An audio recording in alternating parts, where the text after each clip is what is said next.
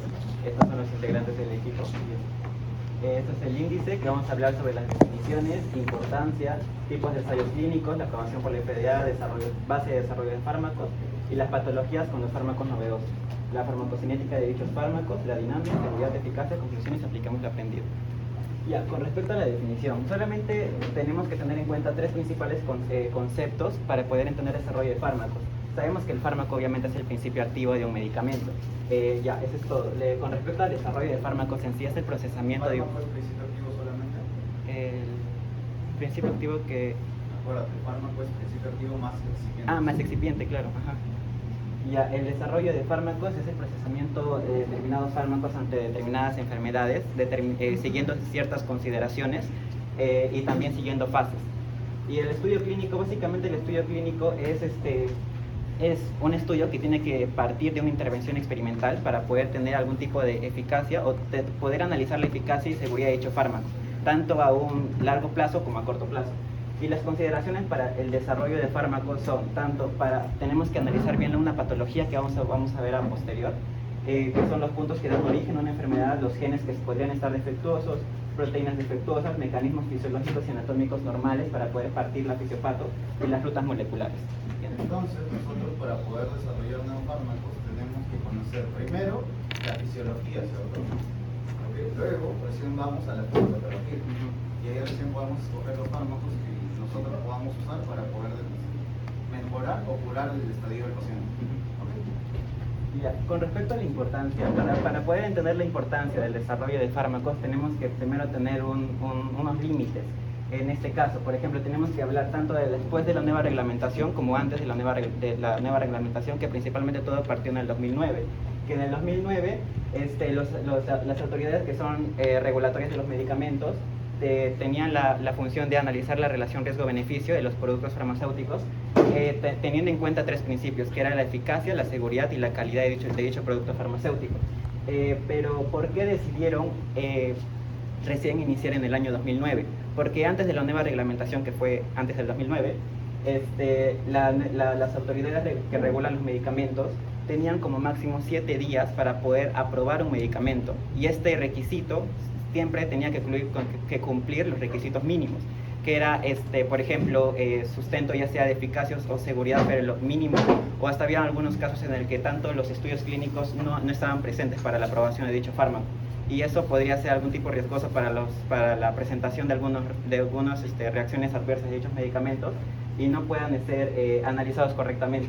Por eso, en el año 2009 se aprobó la ley que es la 29316, que esta lo que hace es modificar el artículo 50 de la Ley General de Salud, que básicamente imponía la aceptación de los requisitos mínimos para la aprobación de productos farmacéuticos.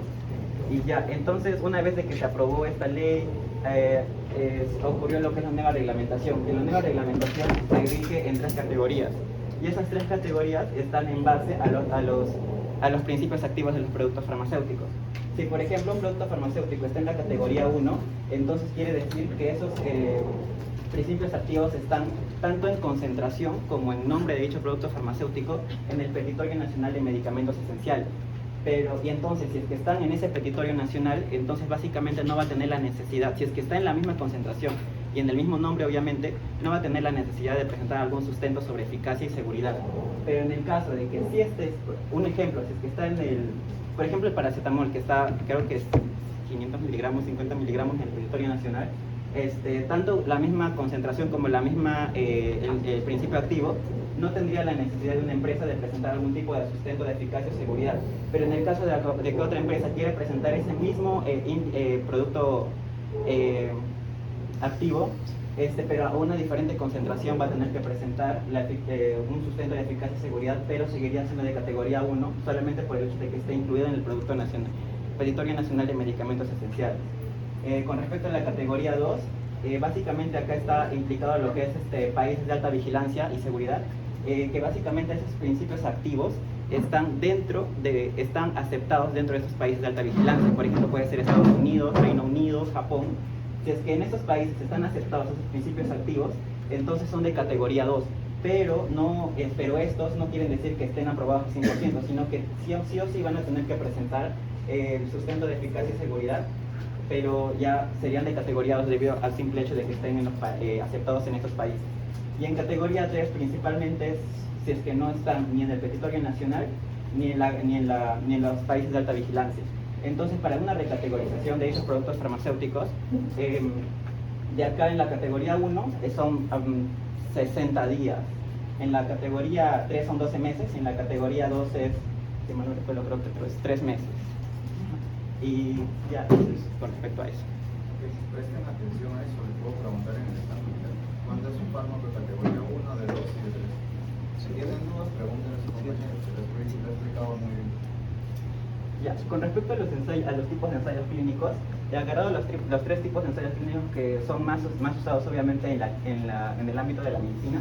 El ensayo clínico cruzado, como su mismo nombre lo dice, tiene que tener, cuando es un ensayo clínico tenemos que tener en cuenta que es un ensayo controlado.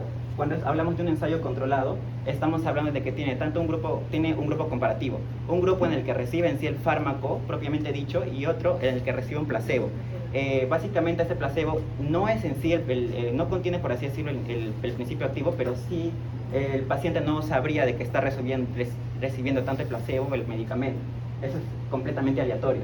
Entonces, si es que tiene un grupo de interés que es, por ejemplo, el grupo A, y luego ese es el grupo B, tienen la intervención de interés y luego la intervención de control, estos como que se reciban dicho tratamiento, pero después de un periodo de lavado, el periodo de lavado quiere decir un tiempo específico en el cual después de cierto tiempo, por ejemplo 6 meses, vuelven a recibir el tratamiento, pero el grupo A recibe el tratamiento del grupo B y el grupo B el tratamiento del grupo A.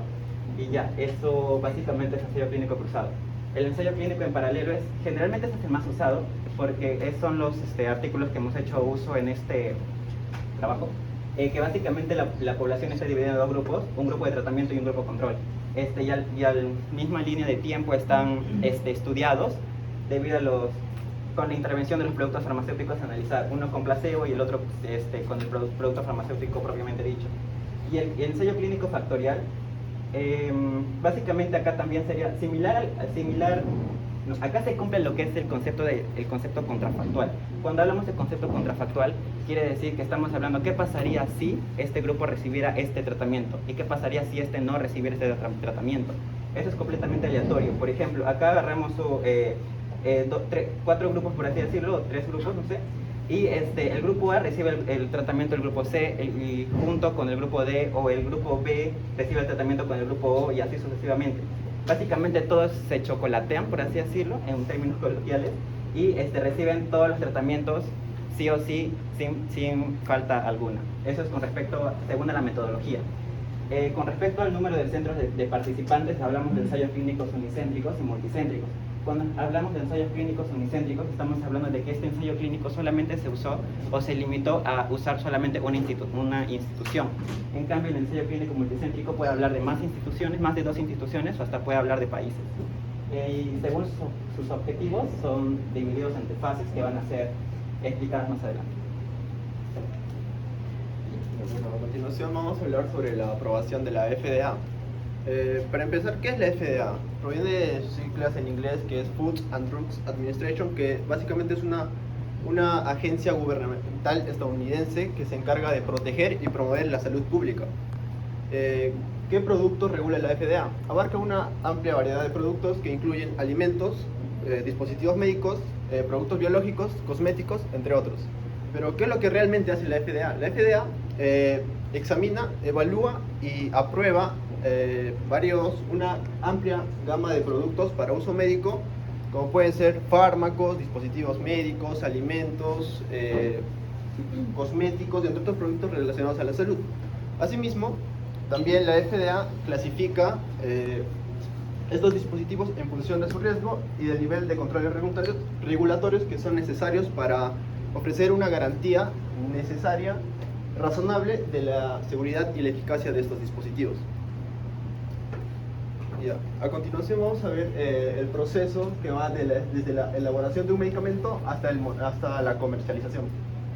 Primero se da la elaboración del medicamento, luego se va a experimentar con pruebas con animales y se va a enviar una solicitud a la IND. ¿Qué es la IND? La IND es un programa de investigación de nuevas drogas de la FDA, que básicamente tiene su función en obtener permisos para que sean investigados, ¿no?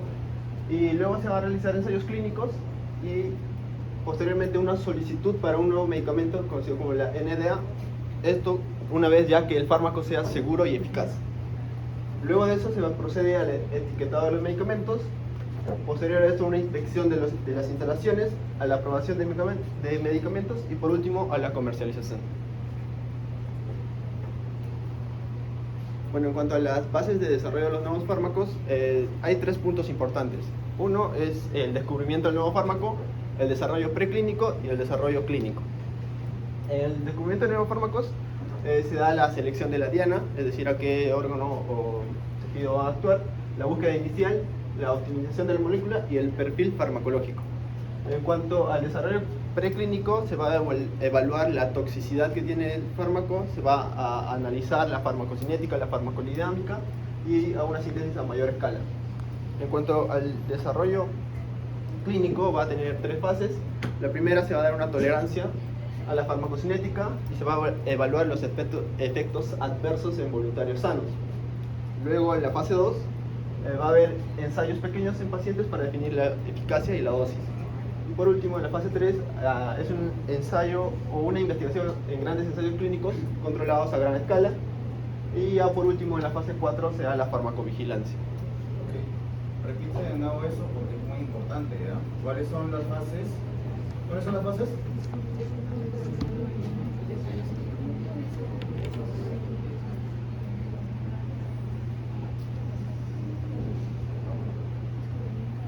Y una consulta. ¿En qué fase los pacientes ya están comprando el medicamento? ¿Ya pueden comprar el medicamento? En la fase 4. En la fase 4, ¿cierto? Ahora vamos a hablar sobre la patología de fármacos novedosos. El siguiente. Ya, primero podríamos hablar de la migraña. La migraña tenemos que tener en cuenta que la migraña tiene características que los pacientes pueden mencionar, como por ejemplo que es unilateral, pulsátil, va de moderada a severa, náuseas, vómitos, fotofobia, fonofobia y incapacitante. Y los factores que, según los artículos que le hizo, factores precipitantes podrían ser principalmente los malos hábitos alimenticios y estímulos ambientales.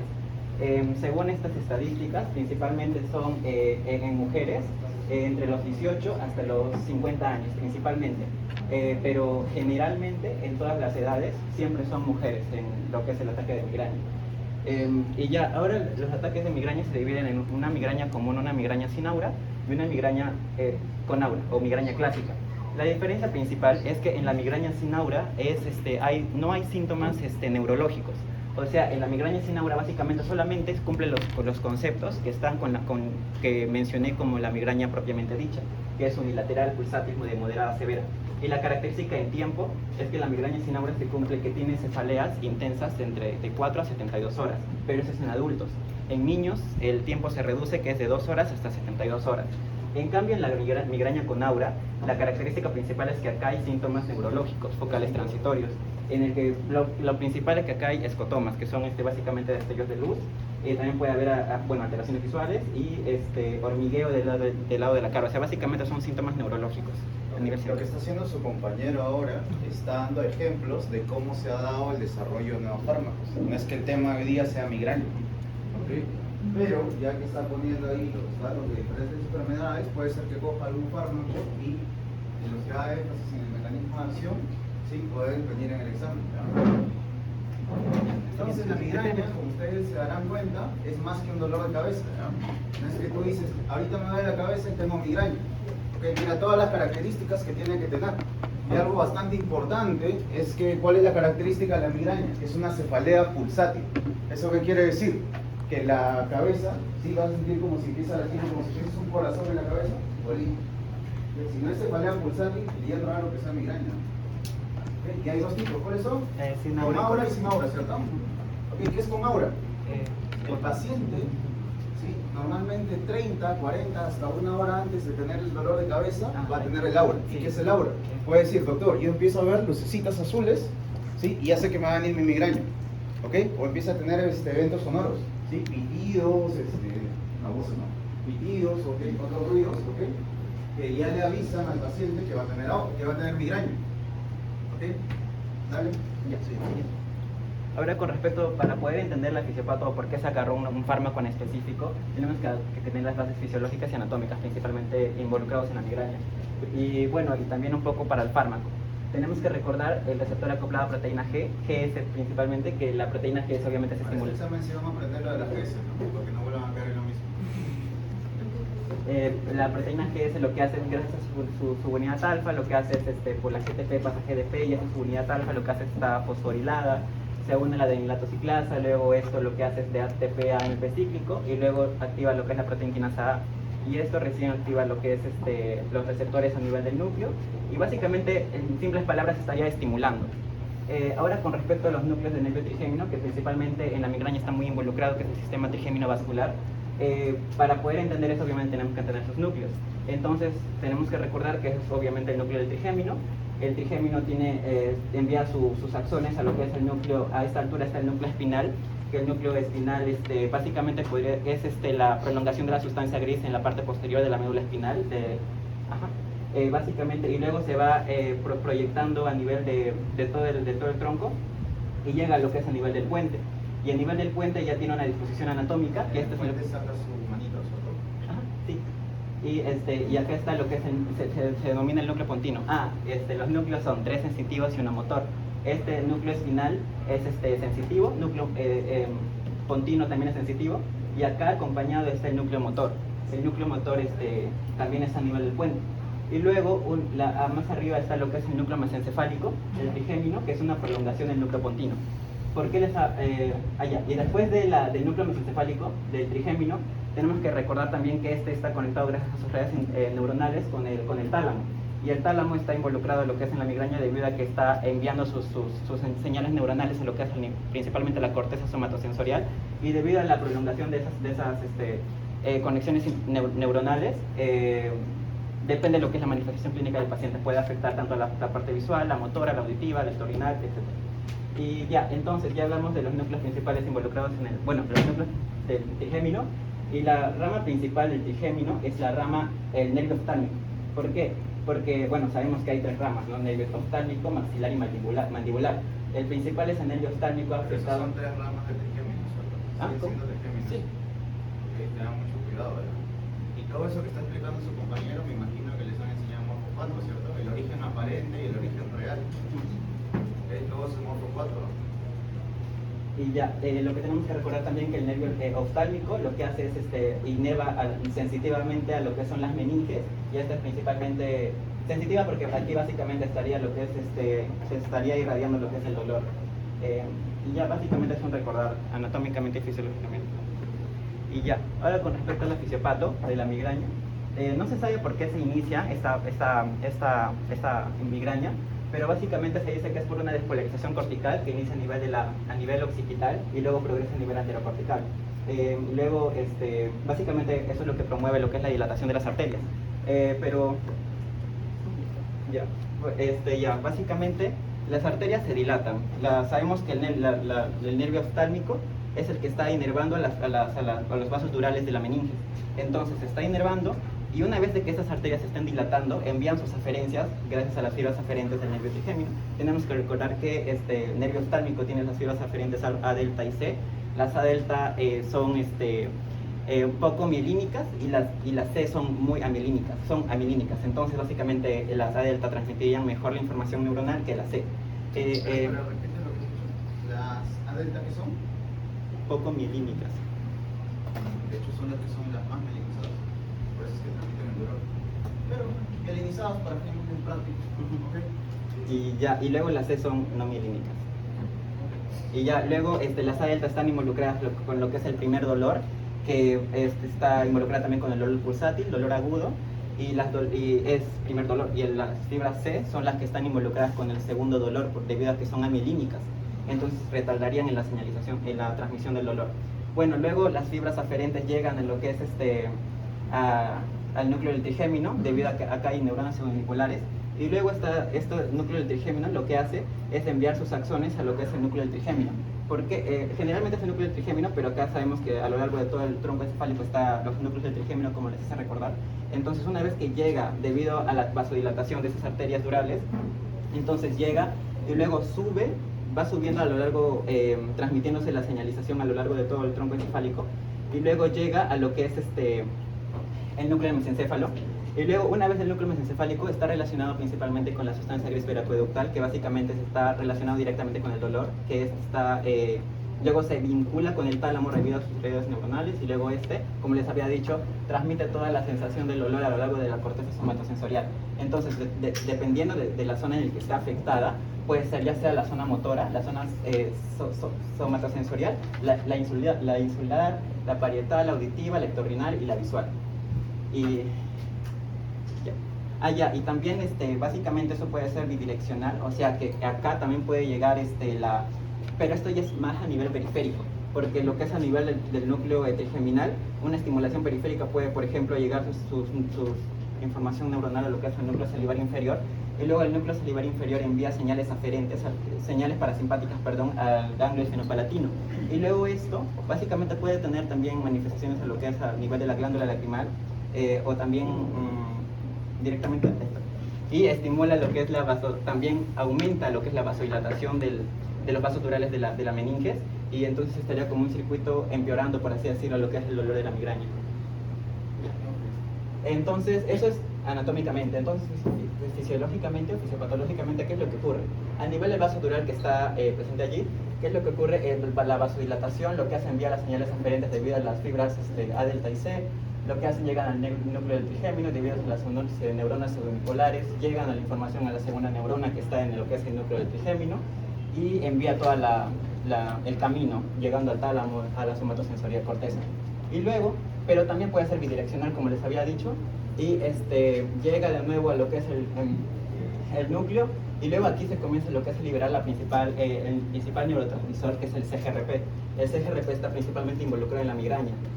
También es el fármaco que está directamente a relacionado. Entonces se libera el CGRP, y luego se libera a lo que es el nivel entre el vaso sanguíneo y el nervio.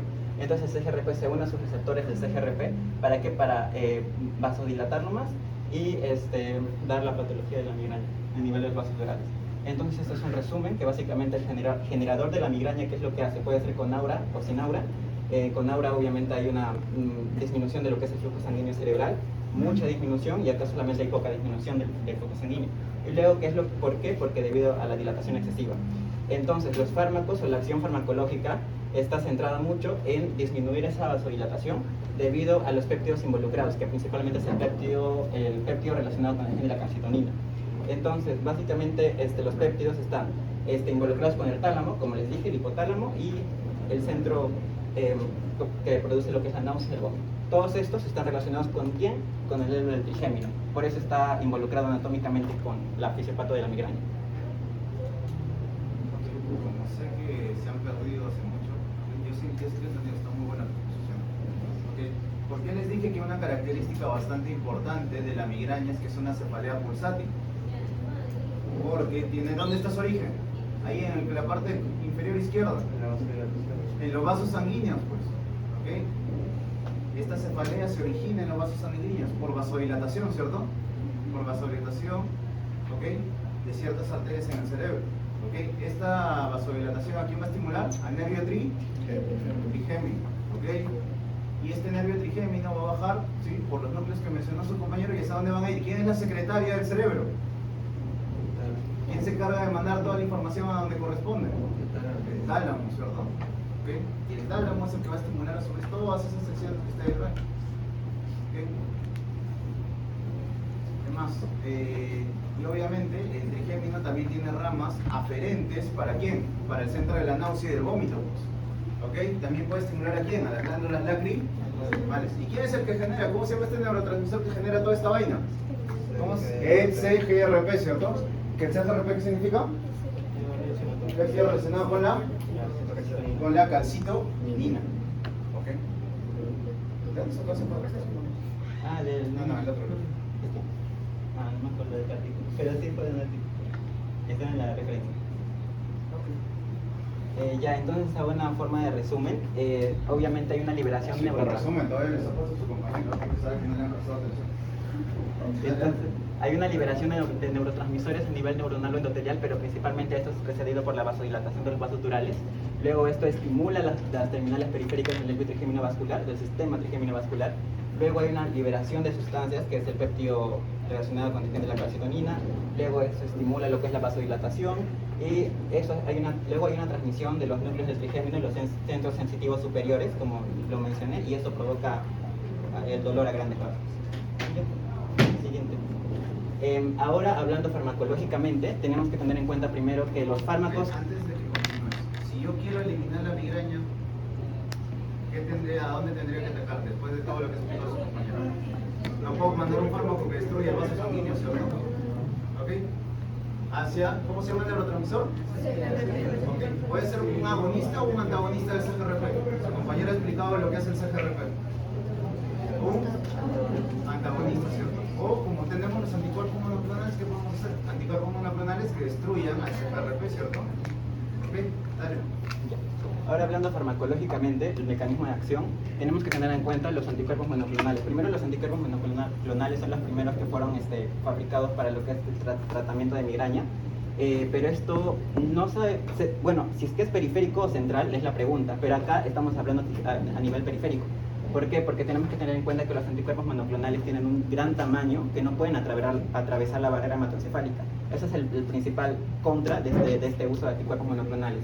Entonces, a nivel de lo que es el nervio periférico, que es básicamente el productor de CGRP, lo que hace es, bueno, obviamente salir el CGRP debido a la estimulación, luego se une a su receptor, que es acoplado a proteína GS, entonces si es que es GS, entonces estaría estimulando el sistema nociceptivo trigeminal. Entonces, básicamente, eso es con respecto al CGRP y su receptor.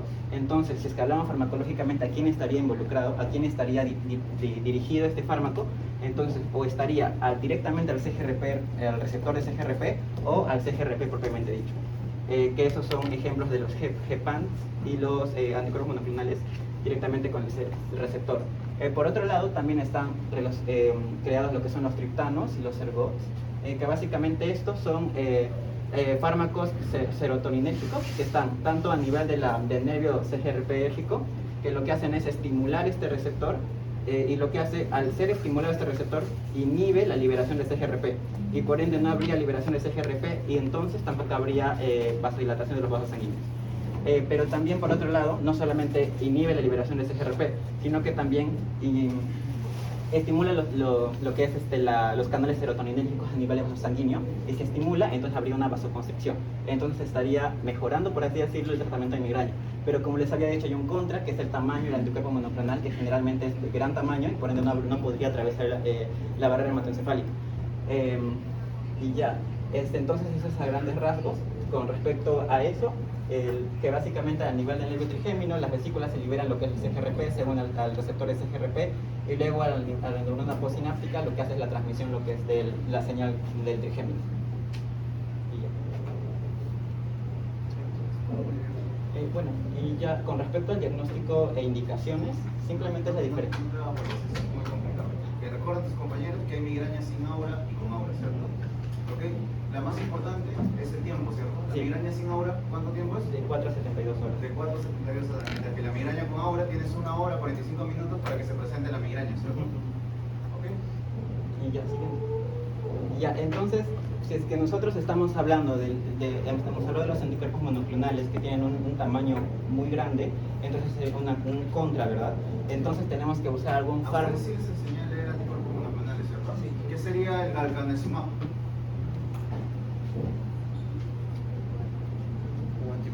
Ya, yo sé que es un anticuerpo monoclonal. ¿Qué es? Humanizado, ¿cierto? Sí. ¿Y que actúa a nivel de dónde? ¿N qué era? Sistema nervioso central, ¿cierto? Ok. Cuéntame, sobre las conclusiones, porque va a faltar un poco de tiempo para todos los compañeros. ¿Qué hay en las conclusiones del galcanezumab? ¿Sirve o no sirve? El galcanezumab no fue superior a lo que es el uso del rimajepan, debido principalmente a lo que fue su tamaño, porque el tamaño del galcanezumab, obviamente por ser un anticuerpo monoclonal, no fue eficaz. El rimajepan, al ser un tamaño más chiquito, pudo atravesar la barrera hematoencefálica y tuvo Los anticuerpos monoclonales, acuérdense, no afectan o no pasan, ¿qué cosa? La barrera hematoencefálica. ¿Vale? Y ya, básicamente es que no tuvo efecto a comparación del rimajepan. El siguiente. Para sus compañeros, está bien explicado, creo, lo de la migraña. ¿Alguien tiene alguna duda? Luego si les preguntan el examen no se qué. Del fármaco de los Cerevox y los citatos, solo apunté que tenía inhibidor y la liberación del GRP, pero mencionó otra cosa. Son serotoninérgicos. Son serotoninérgicos. ¿Ok? Y la serotonina tiene la capacidad de hacer vasoconstricción en esta arteria que se está dilatando. ¿Ok? Bueno, ahora vamos a hablar. Tratamientos de segunda o tercera línea. Paciente que se le diagnostica migraña se le da triptanones. Dale. Bueno, ahora vamos a hablar sobre la enfermedad del Alzheimer. Tenemos que definir bien qué es. Se define como un trastorno cerebral y se considera como la principal causa de demencia en el mundo, ¿no? Y en cuanto a la epidemiología, se ha descrito que la demencia amnéstica en pacientes en un porcentaje menor a un 1% en personas de 65 a 69 años, un 7-8% en personas de 80 a 84 años y en un 27% en personas de 90 a 94 años. Tenemos que recordar que hay factores de riesgo y factores protectores. Los factores de riesgo va a ser, uno, la edad. Mayor a 65 años ya es propenso a tener Alzheimer. Otro viene el sexo. Sexo, mujer. Se ha descrito que las mujeres tienen más probabilidad de sufrir Alzheimer. Y por último tenemos a los factores genéticos que están involucrados, como la proteína precursora amiloide, la APP, que se ubica en el cromosoma 21, el gen de la presinilina 1, que se ubica en el cromosoma 14, y el gen de la presinilina 2, que se ubica en el cromosoma 1. Esos tres están involucrados en el inicio temprano del Alzheimer. Pero hay otro gen que es la apolipoproteína 4, conocido como la ApoE4, que está ubicado en el cromosoma 19, y esta se ha descrito que está en inicio tardío del Alzheimer. Y bueno, en cuanto a los factores protectores, tenemos el nivel educativo alto, la actividad física adecuada y la terapia estrogénica. Por otro lado, también he leído que supuestamente en unos 40 años se va a triplicar el número de casos de Alzheimer. Bueno, recordando las bases fisiológicas, primero vamos a tener la transmisión colinérgica, es decir, cómo se forma la acetilcolina y cómo se libera por exocitosis y su recaptación. Tenemos a la acetil-CoA con colina, que se va a través de una enzima que es la colina acetiltransferasa, se va a convertir en acetilcolina. Esta se va a unir a la membrana presináptica, se va a liberar por exocitosis, y en la hendidura sináptica va a haber otra enzima que es la acetilcolinesterasa, que esta va a degradar la acetilcolina en colina y acetato para su recaptación y para su transmisión a la persona.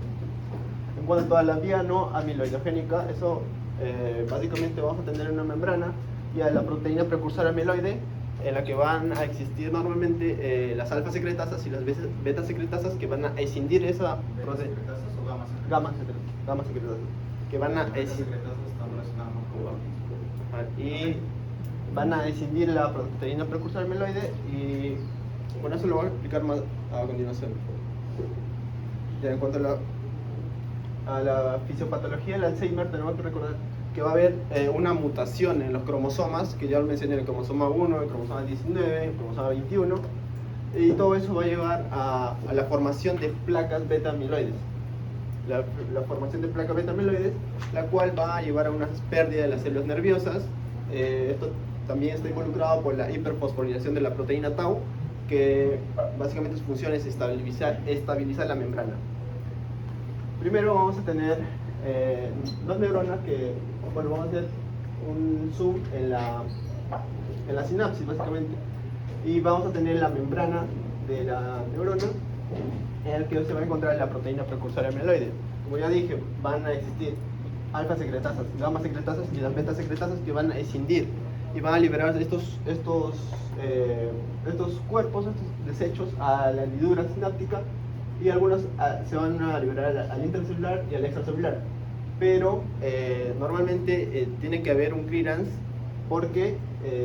de la beta amiloide, porque tiene que ser un tejido puro. El cerebro es un tejido puro, entonces vienen los macrófagos, las microglias, los astrocitos, y van a fagocitar por sus mecanismos inmunológicos, como la fagocitosis y la liberación de endoproteasas. Esto viene a ser la vía no amiloidogénica, o sea, tiene que ser normal. Pero ¿qué es lo que ocurre en el Alzheimer? Una vez que van a estar mutadas estas secretasas, van a escindir de manera incorrecta y van a liberar péptidos más grandes, de mayor tamaño y que son insolubles. Es una característica, que son insolubles.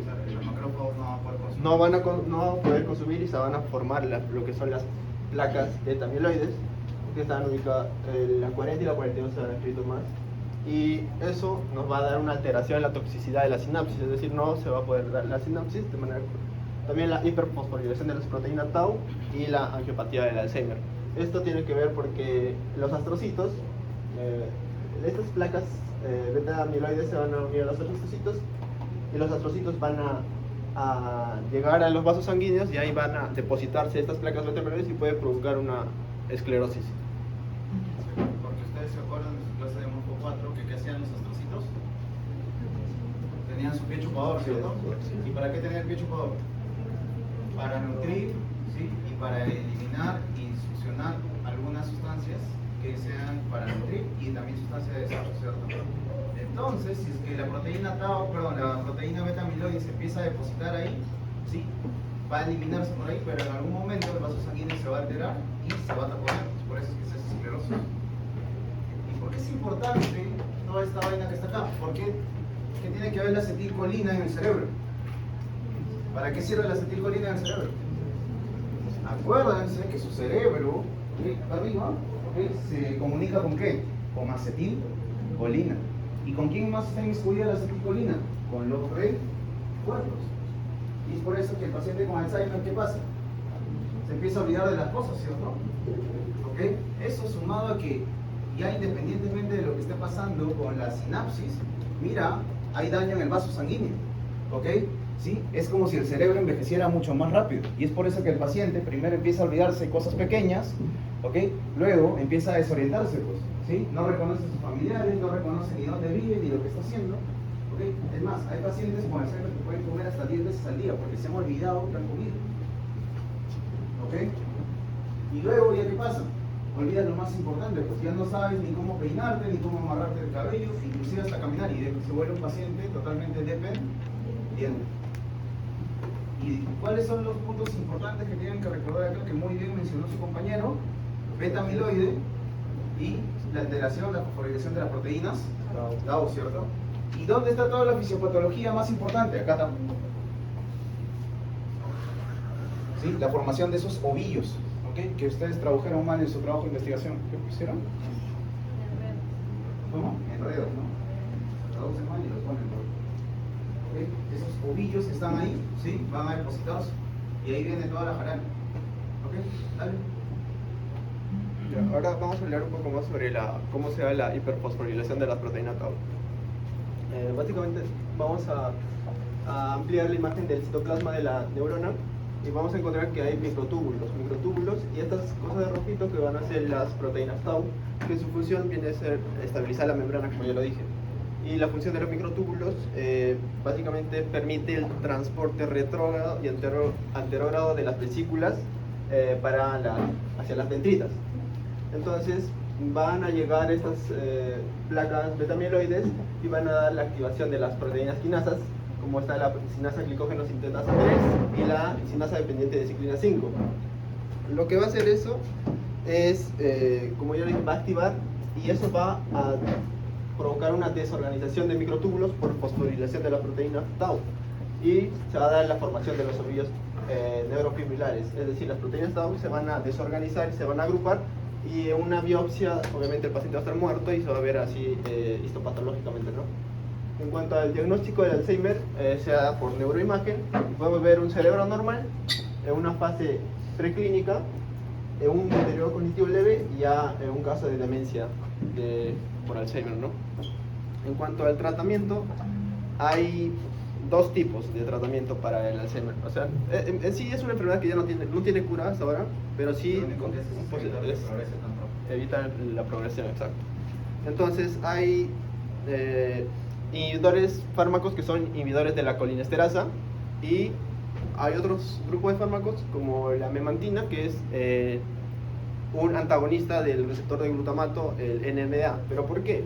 Esto se sabe que el glutamato es un estimulante Y en algunos pacientes ya con Alzheimer un poco más avanzado, algunas partes del cerebro van a estar sobreexcitadas, entonces eso no queremos que progrese más y le vamos a dar un antagonista. Inclusive los pacientes con Alzheimer se ponen agresivos, ¿no? O sea, pueden despertar un día y no reconocen a quien está en su casa y empiezan a decirte ¿por qué estás acá? Y te empiezan a burlar, te agreden o inclusive pueden autolesionarse. Los fármacos que son inhibidores de la colinesterasa tenemos al donepezilo, a la ribastacina, donepezilo, ¿no? Ya, a la ribastacina y a la galantamina. Galantamina. Ya. En cuanto al lecanemab, es un anticuerpo monoclonal que se une a las protofibrillas y como una conclusión, en los pacientes con enfermedad de Alzheimer temprana, el medicamento del cannabis se asoció con una disminución leve, moderadamente menor, medidas de la cognición y función del placebo durante un periodo de 18 meses. Esto es como si ustedes conocen la fisiología y la fisiopatología de la enfermedad, es mucho más fácil buscar nuevos fármacos. ¿Okay? Sus compañeros han explicado bien tanto la primera enfermedad que fue la migraña como el Alzheimer. ¿Okay? Y ahora sí se puede dilucidar dónde vamos a atacar, ¿cierto? Por ejemplo, ¿qué hacía el lecanemab? Inhibe, ¿qué cosa? La formación, destruye la beta-amiloide. Se puede pegar a beta-amiloide y promueve su destrucción, cosa que no se puede hacer normalmente fisiológicamente. Porque creo que no tiene acción sobre la proteína tau, ¿o sí? No tiene acción sobre la proteína tau. Ese es el que estamos usando. No se ha puesto el mismo título, pero porque me acuerdo de Christopher Van Dyke. ¿Ok?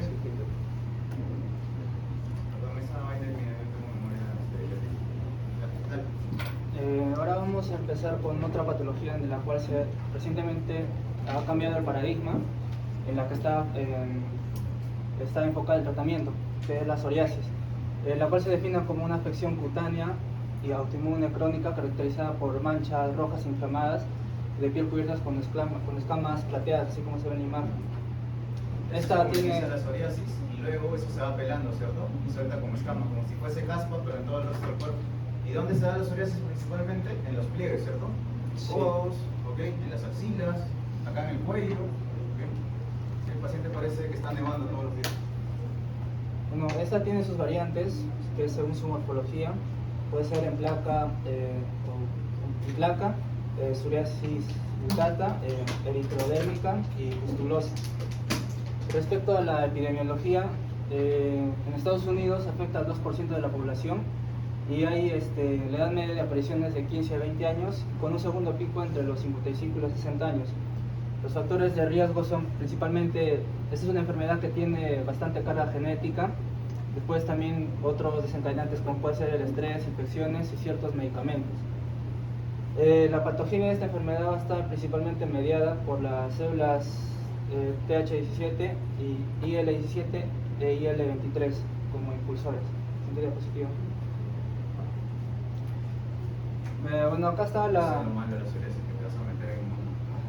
fisiopatología. Bueno, recientemente, hace no mucho, según el estudio, se creía que la psoriasis estaba mediada por las células TH1,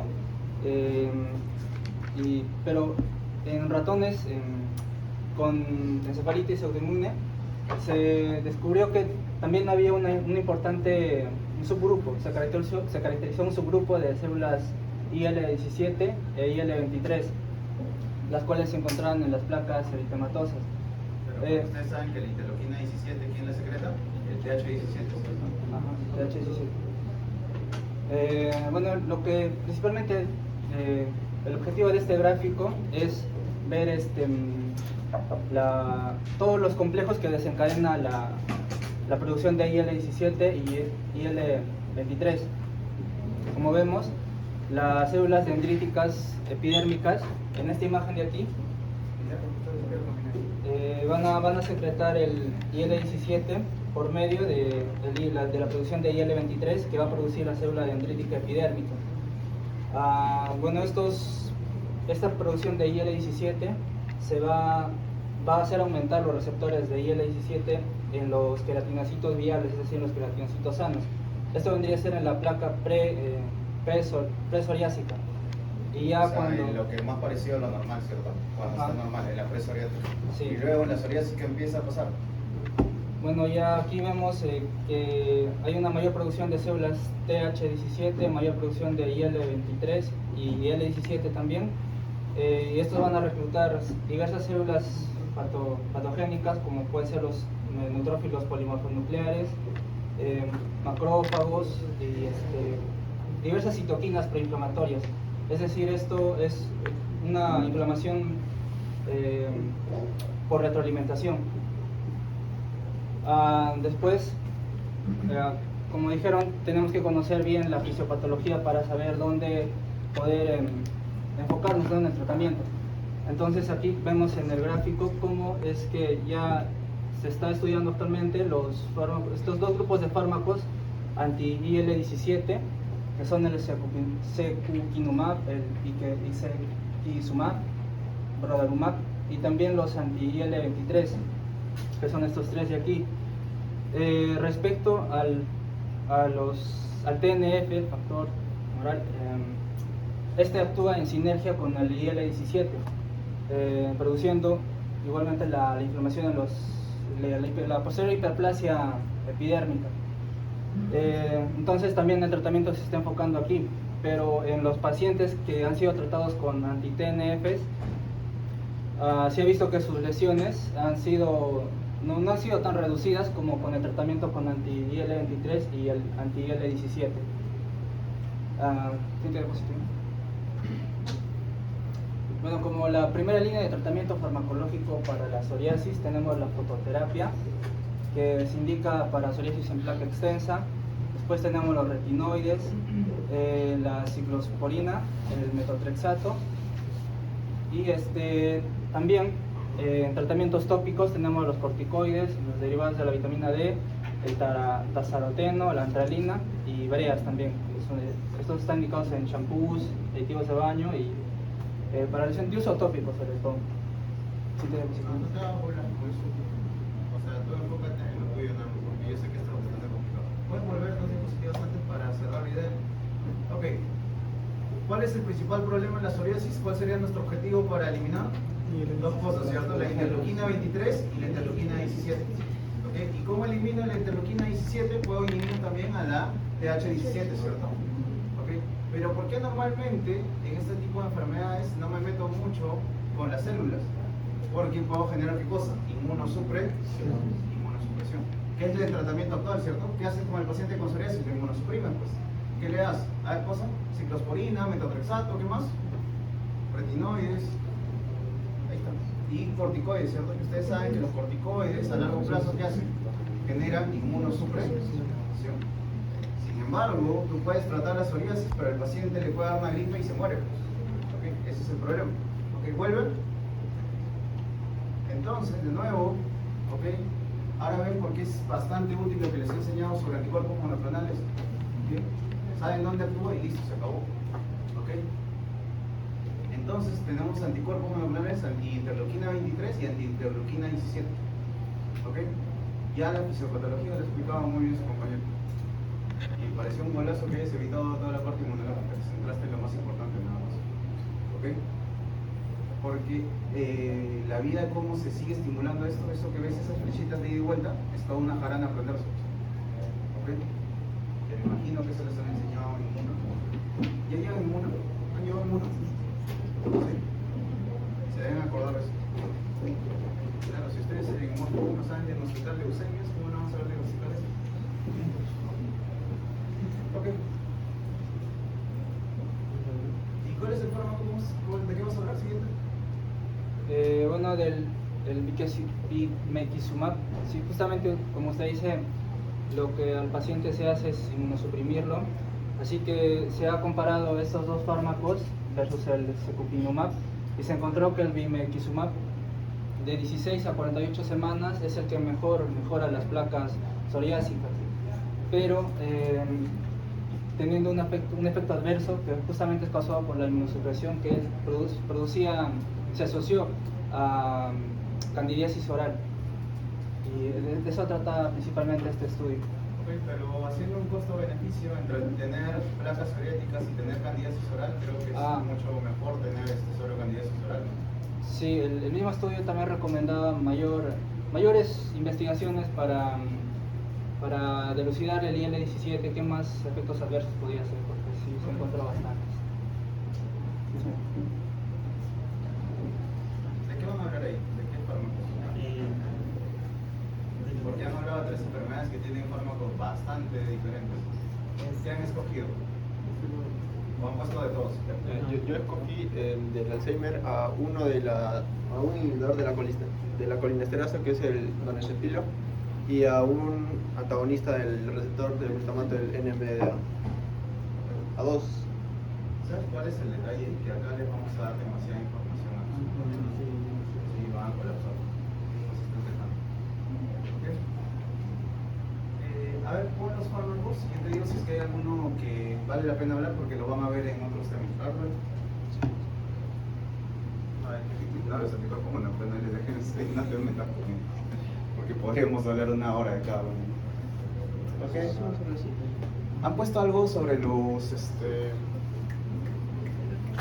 triptanes? No. Ok.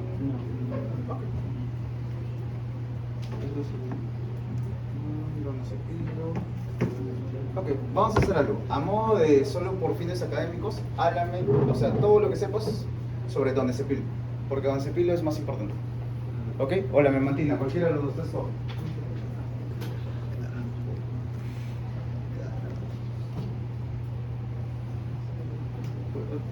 sea, vas a hablar farmacodinámica, farmacocinética y seguridad solo del donepezilo o memantina, cualquiera de los tres. ¿Cuál te pareció más fácil? El donepezilo. Ya. Pero dale un poco de zoom a tu gráfico porque de acá no se ve nada. Acá mi compañero que tiene lentes de contacto y no ve peor todavía.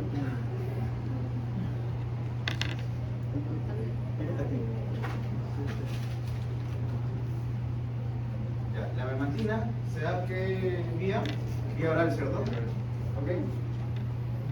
¿Qué más? ¿Se absorbe entre cuánto? Perdón, ¿a las cuántas horas se consigue su mayor pico? 3 y 8. 8 minutos. Normalmente le das cada 8 o cada 6 horas, ¿cierto? Para mantener la concentración mínima. ¿Ok? Digamos proteínas plasmáticas, 40% baja. ¿Okay? ¿Excreción por dónde es? Urinaria, ¿cierto? ¿Ok? ¿Sigue?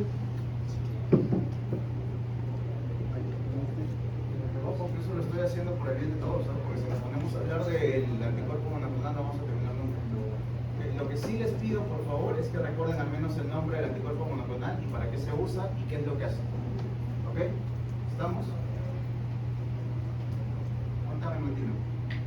Abajo, ¿no? Sí. Ok, mecanismo de acción. ¿Cuál es el mecanismo de acción? Anti-NMDA. Aguanta. Ok. ¿Se puede usar en embarazadas?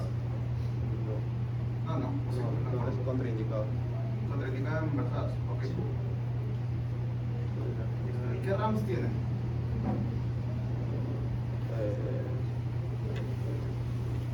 Ya es seguridad, pero no da. Vamos a seguridad. Ahora que me dan cuenta, náuseas y vómitos.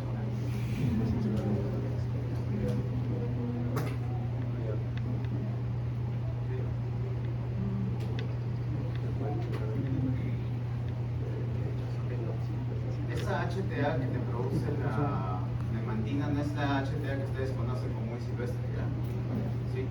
Genera una regulación a nivel de la glándula suprarrenal que eleva demasiado la presión. El paciente te viene con presiones de 200, 220. ¿Ok? No es que te dé hipertensión, esa que ustedes conocen que tiene tu abuelita. ¿Ok? ¿Estamos? Ah, sí, contraindicada en embarazadas. Aunque bien raro, ¿no? ¿Habrá alguna embarazada que tenga Alzheimer? No. Que se olvida que está embarazada. No, por real ni crean. Hay abuelitas que se hacen terapia y se ponen embarazadas hasta los 55, ¿viste? Ya, pero ya que está por menopausia. Y de gemelos, ¿sabes?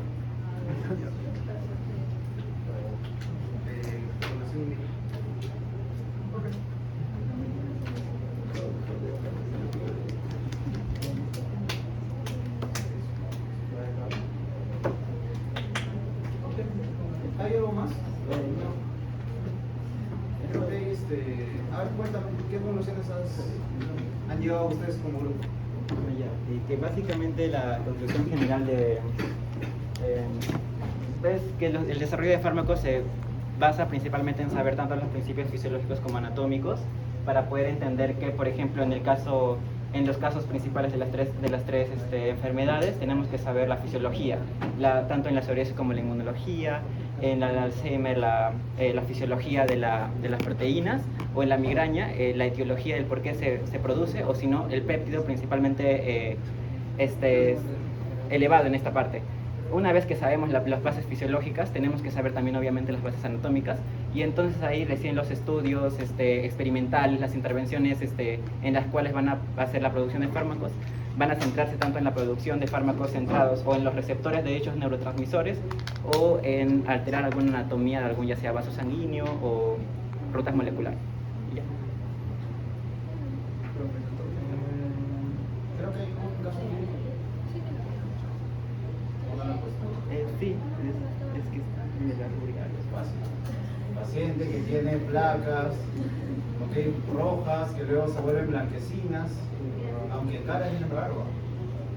Ya, me imagino que se empliegue, ¿no? ¿Qué enfermedad es? Muy bien, ahí sí, ¿no?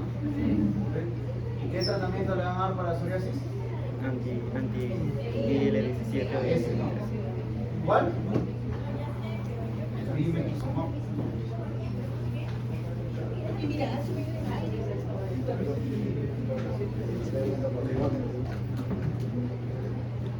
Ojo, que los anticuerpos monoclonales nunca se usan de primera elección, siempre es lo último que vas a usar, porque acuérdense que tú no sabes cómo funciona el 99% de anticuerpos monoclonales, ni qué RAMs puede tener. ¿Okay?